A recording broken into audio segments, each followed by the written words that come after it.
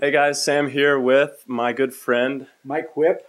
And Mike, tell us what your involvement was, just a general background around the time of the Vietnam War.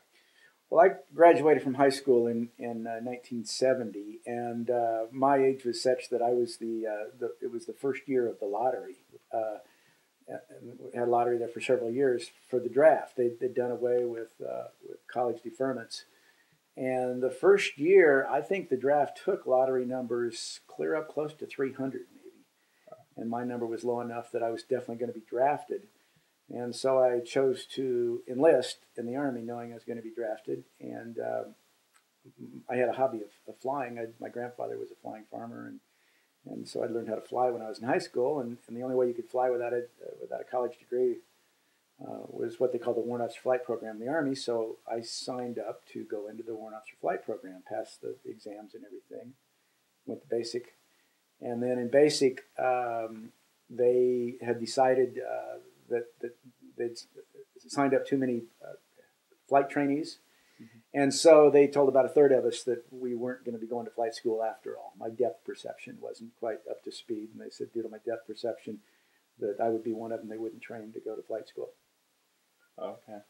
All right. And so around what time was this? This was I went into the Army in July of 1970, and the war was still going pretty strong right then. Right. The 68 was a big year in the war with the Tet Offensive and everything. I think a lot of things that we read back in history about the Vietnam War right around the 68, 69 era was pretty intense over there.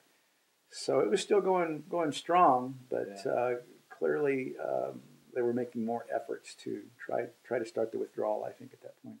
Right, and so since you didn't end up going to Vietnam, where did you go after that? I went to Germany. I was very fortunate. A lot of the guys I got to know went to Vietnam, of course. People that I went to high school together went to Vietnam. They were still sending a lot of people to South Korea at that time, so I knew a lot of guys that went to Korea, and some stayed in the States. But I went to Germany. And for your friends, you said a good bit of friends went to Vietnam. Did you talk to them after the war or during? What were their responses? I had one friend that became a very close friend. We went through basic together, and he went ahead and into the flight program, and he flew in Vietnam. And it was being a helicopter in Vietnam was high risk duty at the time. And he was over there, and he didn't talk about it a lot. Once in a while over a beer, he'd loosen up and we'd talk about our experiences. And he had some pretty wild experiences being a helicopter pilot in Vietnam. But it's not something that he pondered on a lot. And he was totally well adjusted getting out. Him and I became business partners, did a lot of things together. So we shared, through the years on many occasions, he would share with me some of his experiences. But okay, and so your perception of the Vietnam War is a little bit different than someone who's in the war, who's in Vietnam. Mm-hmm. What did you personally think of while it was going on beforehand and then maybe afterwards? I didn't. The war was on television all the time.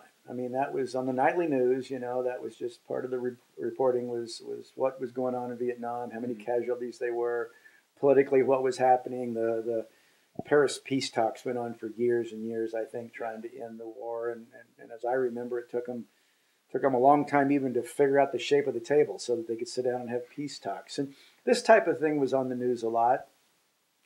So it was part of our everyday life.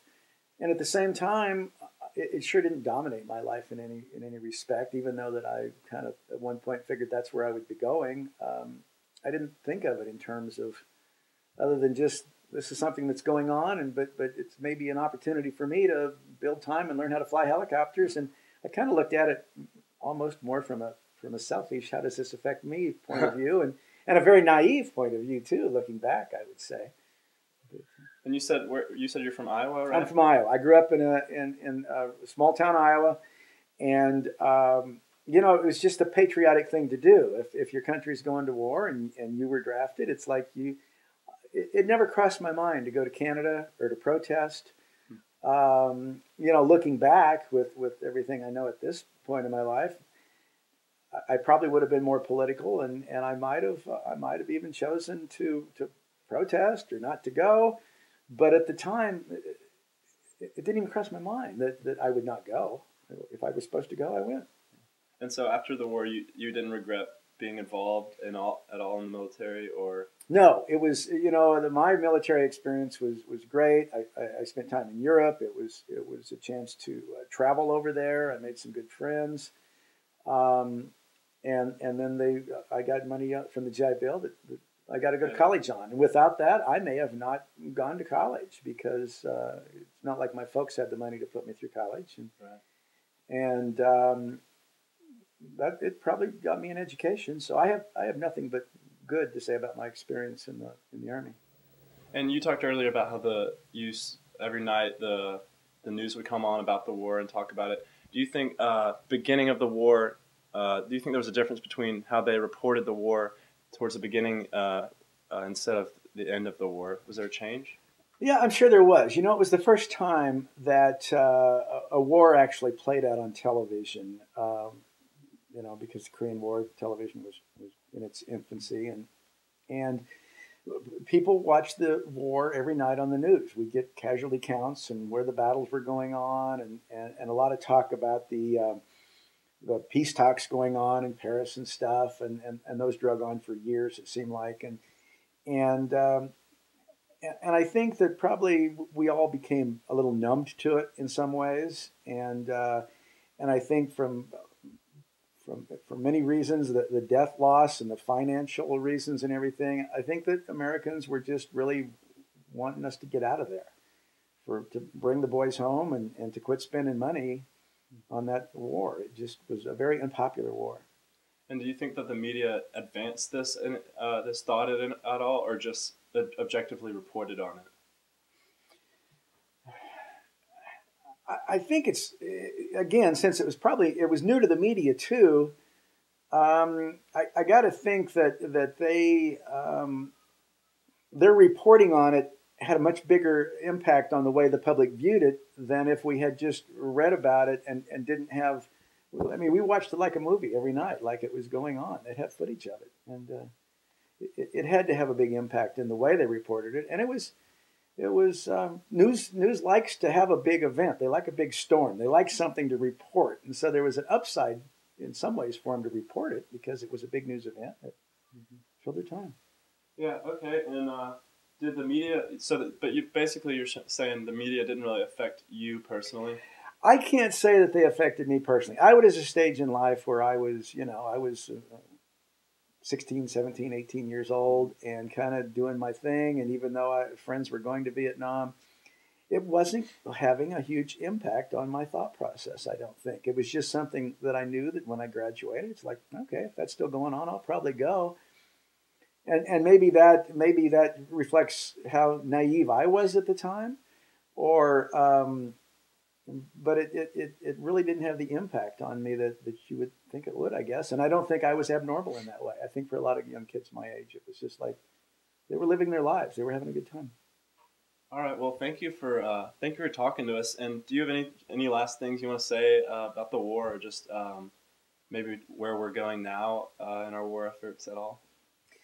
I think that a lot of us feel that we've taken on the job as the world policeman, and that's a very expensive role to play in so many ways, in what it costs us diplomatically with the rest of the world many times, and what it costs us in lives, and what it costs us in dollars, and a number of natural resources that go into us being the world's policeman. And I really wish that we as a country could step back from that role and not be so aggressive in forcing some of our values on other countries, other peoples.